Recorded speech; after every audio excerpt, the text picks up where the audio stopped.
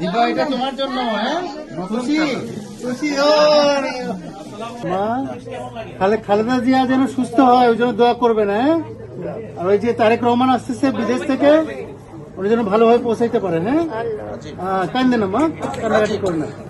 আপনাদের আরো কোনো সমস্যা থাকলে ওগুলো আমরা দেখবো। হ্যাঁ, সেলিম ম্যাডাম না, আপনি তো এটার প্রতিষ্ঠাতা, তাই না? আপনি তো অনেক ধৈর্য, অনেক স্যাক্রিফাইস আপনার। কারণ এখানে আমরা দেখলাম যে প্রত্যেকেই তো বৃদ্ধা, অবশ্যই সঙ্গে কিছু শিশু রয়েছে, এবং এই বৃদ্ধাদের আবার কেউই সুস্থ নয়, তাই না? ম্যাক্সিমামই অধিকাংশ এখানে প্রতিবন্ধী, কেউ বুদ্ধি মানসিক ভারসাম্যহীন, কেউ বুদ্ধি প্রতিবন্ধী, কেউ বাক প্রতিবন্ধী, কেউ দেখতে পায় না, কেউ শারীরিকভাবে বিকলাঙ্গ। এইরকম বৃদ্ধা মহিলা যাদেরকে আপনি অনেককেই ছিন্নমূল ছিল, বিভিন্ন জায়গা থেকে আপনি তাদের এনেছেন, এবং তাদের এই যে স্বাস্থ্য, বাসস্থান, খাবার দাবার, এই বিষয়গুলো আপনি দীর্ঘদিন যাবৎ দেখছেন। আমরা এগুলো, এই যে রক্ত স্পন্দন, এটি একটি মানবিক সংগঠন, এটা রক্ত আদান প্রদানের একটা প্ল্যাটফর্ম আর কি। এবং এর সঙ্গে এখানে আবার ন্যাশনালিস্ট অফ এজেডেন্সি এটা আছে শহীদ মেডিকেল কলেজের, এবং একই সঙ্গে ছাত্র দলের অনেক ভাইরা এখানে এসছেন। আমরা সবাই এইটা আমাদেরকে টাচ করেছে যে এই ধরনের মানবিক একটি কাজ আপনি দীর্ঘদিন করছেন, আমরা তার পাশে এসে দাঁড়াতে চাই। আপনার একটি রিকোয়ারমেন্ট ছিল, আপনি চেয়েছিলেন যে এদের মৃত্যুর পর কবরের বিষয়টা অনেক জটিল, আপনি এটা আবেদন জানিয়েছিলেন, এবং আপনার এই আবেদনটা আপনি যেখানে জানাতে বলেছিলেন, অর্থাৎ বিএনপির বর্তমান ভারপ্রাপ্ত চেয়ারম্যান জনাব তারেক রহমানকে আমি আপনার এই মেসেজ পৌঁছে দিয়েছি, এবং উনি আশ্বস্ত করেছেন যে বাংলাদেশ ন্যাশনালিস্ট পার্টি বিএনপি যদি কখনো এই দেশের দায়িত্বভারের জায়গায় যায়, তাহলে তাদের সক্ষমতা অনুযায়ী তাদের কবরের যে বিষয়টা, এটার ব্যাপারে সমাধানের চেষ্টা করবেন, এটা উনি কথা দিয়েছেন।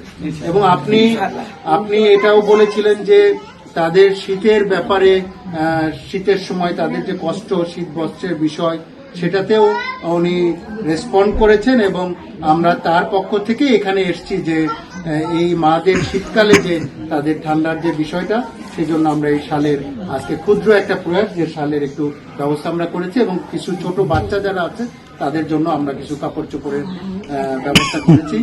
আর অন্যান্য যে বিষয়গুলো ইনশাল্লাহ ওগুলোও আমরা ধীরে ধীরে, আপনারা বলেছিলেন যে রোজার মাসে ইফতারের বিষয় বা কোরবানির সময় যে গোশের বিষয়, এগুলো ইনশাল্লাহ আমরা ধীরে ধীরে দেখব। তবে আমরা আরেকটি বিশেষ কারণেও আজকে মিলিত হয়েছি, সেটা হলো আপনি জানেন যে সাবেক প্রধানমন্ত্রী বিএনপির চেয়ারপারসন বেগম খালেদা জিয়া কতটা অসুস্থ, উনি ভেন্টিলেটর সাপোর্টে কিভাবে উনি এভার কেয়ারে আছেন, আপনারা অবশ্যই জানেন, সারা দেশবাসী জানে, সবাই দোয়া করছে, এবং সবার দোয়ার ফজিলতেই উনি ইনশাল্লাহ ধীরে ধীরে ভালোর দিকে যাচ্ছেন।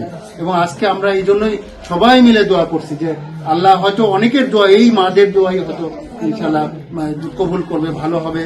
এবং একই সঙ্গে আপনি জানেন যে ওই যে বাংলাদেশ ন্যাশনালিস্ট পার্টি বিএনপির যে বর্তমান ভারপ্রাপ্ত চেয়ারম্যান জনাব তারেক রহমান, উনিও তো জুলুমের শিকার হয়েছেন, এবং দীর্ঘ 17 বছর উনি দেশের বাইরে, আজ প্রায় 18 বছর পরে উনি এই যে আগামীকাল 25শে ডিসেম্বর উনি হয়তো দেশে আসবেন, দেশে ফিরবেন ইনশাল্লাহ।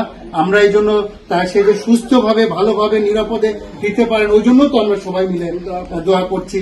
আমরা এই যে মাদের আজকে এই কার্যক্রমগুলো করলাম, এগুলো ওনাদের এই যে সুস্থতার যেন আল্লাহ তাদেরকে এই বদলতে যেন বেগম খালেদা জিয়াকে সুস্থ করে দেন, ম্যাডাম খালেদা জিয়াকে, উনি যেন জনাব তারেক রহমান যেন নিরাপদে দেশে ফিরতে পারেন। এবং একই সঙ্গে আপনি জানেন যে ওনার যে ছোট ছেলে জনাব আরাফাত রহমান কোকো, হ্যাঁ, উনি মারা গেছেন, আল্লাহ যেন ওনাকে বেহেশত নসিব করেন। প্রেসিডেন্ট জিয়াউর রহমান শহীদ হয়েছেন, ওনার আত্মার আমরা মাগফিরাত কামনা করছি। এবং আমরা এই যে এরকম মানবিক যে একটি কাজ আপনি করে যাচ্ছেন, এজন্য আপনাকে আমাদের সবার পক্ষ থেকে ধন্যবাদ জানাচ্ছি, এবং আমরা কথা দিচ্ছি যে আমরা ওনাদের পাশে থাকবো, বিএনপি পরিবার ওনাদের পাশে থাকবে, রক্ত স্পন্দন পাশে থাকবে, আমরা সবাই পাশে থাকবো। ঠিক আছে। পাখি হচ্ছে দেখতে পায় না, ও আচ্ছা, চোখ কি জন্ম থেকেই আচ্ছা, ঠিক আছে, তুমি দোয়া করো। হ্যাঁ, বেগম খালেদা জিয়ার জন্য দোয়া করবো, আমি যেন সুস্থ হয়। হ্যাঁ। সুস্থ হয়ে আবার আমাদের মাঝে ফিরে আসে, আর জনাব তারেক রহমান যেন খুব ভালোভাবে কালকে দেশের মাটিতে আসতে পারে। ঠিক আছে, আচ্ছা ঠিক আছে, আমরাও খুশি, আমরাও খুব খুশি। হ্যাঁ।